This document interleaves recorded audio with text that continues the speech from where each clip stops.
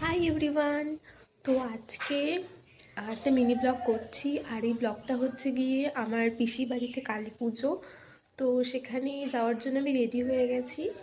তো সারাদিন কী করলাম, কেমনভাবে কাটালাম, সবটা তোমাদের কাছে শেয়ার করব। তোমরা ব্লগটা কন্টিনিউ দেখতে থাকো, আর ভিডিওটা ভালো লাগলে অবশ্যই লাইক কমেন্ট শেয়ার করে দিও। তো চলো যাওয়া যাক।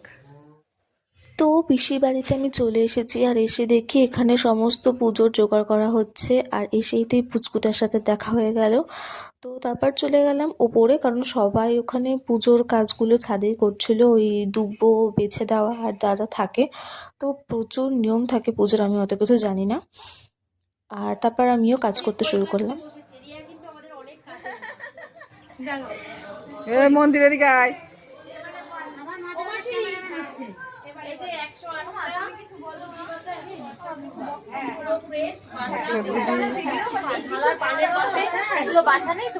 না না না,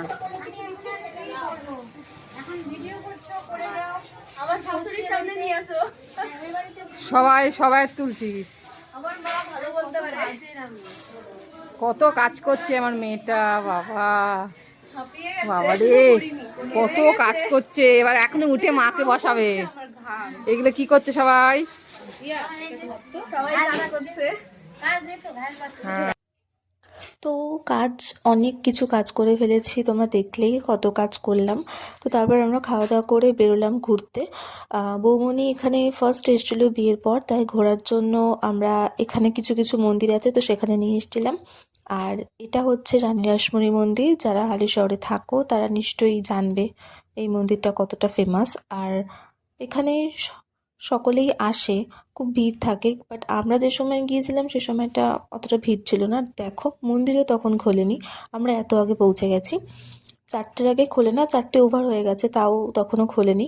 আর তারপর যখন খুলেছিল সেখানে গিয়ে কিছু ছবি তুলে নিলাম।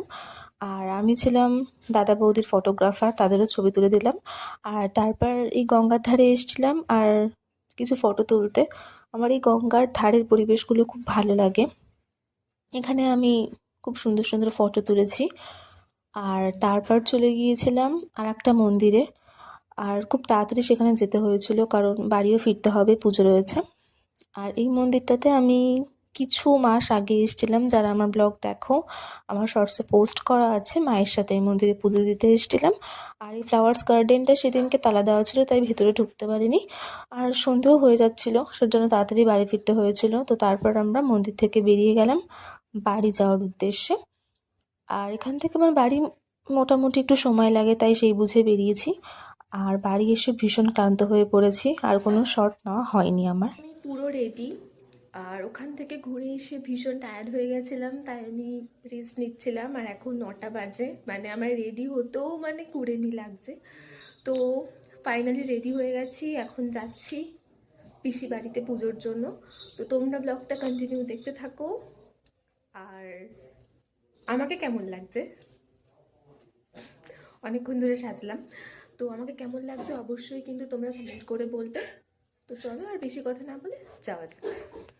তো পিসির বাড়িতে চলে এসেছি, এসেই ফার্স্টেই প্রতিমার এখানে চলে আসলাম। আসলে ঠাকুর আনতে আমরা যেতে পারিনি, কারণ আমি বৌমনিকে নিয়ে গিয়েছিলাম একটু মন্দিরে। আর সবাই গিয়েছিল ঠাকুর আনতে, আর এখানে এসে আমি মাকে একটু বললাম হাই করে দিতে। আর এটা হচ্ছে আমার বৌমনি, বৌমনিকেও একটু বলছিলাম যে একটু হাই করে দিতে, তো বৌমনি সেটা দিল। সব উপোস করে আর এনার্জি নেই হাই। নেক্সট পুজোর ওখানে দাঁড়িয়েছিলাম পুজো দেখার জন্য। আর এখানে সবাই মোটামুটি বসে পড়েছে পুজো দেখবে আর অঞ্জলি দেওয়ার জন্য। আমি উপোস করিনি, আমি জাস্ট সাইড থেকে দেখছিলাম।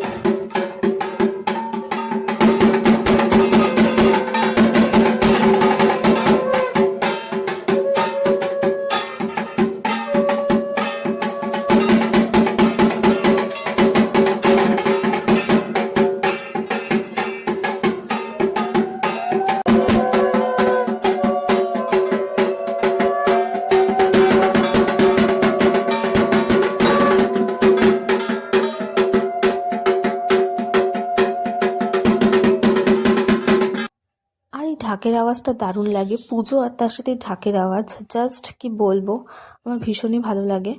তারপর আমরা পুজো দেখছিলাম আর এখানে যজ্ঞ হচ্ছিল। তখন অনেক রাত, মানে ভোর হয়ে গিয়েছিল। তো আমরা পুজোটা দেখলাম, এখানে অঞ্জলি হচ্ছিল আর কি। আমি সারা রাত জাগিনি, মোটামুটি ঠাকুর দেখলাম আর আজকে বেশ ভালোই আনন্দ করলাম সবার সাথে ঘুরে। পুজো বেশ ভালো কাটলো দিনটা। তো আজকের মতো এই পর্যন্তই, দেখা হচ্ছে নেক্সট কোনো ব্লগে। তো আজকের মতো টাটা।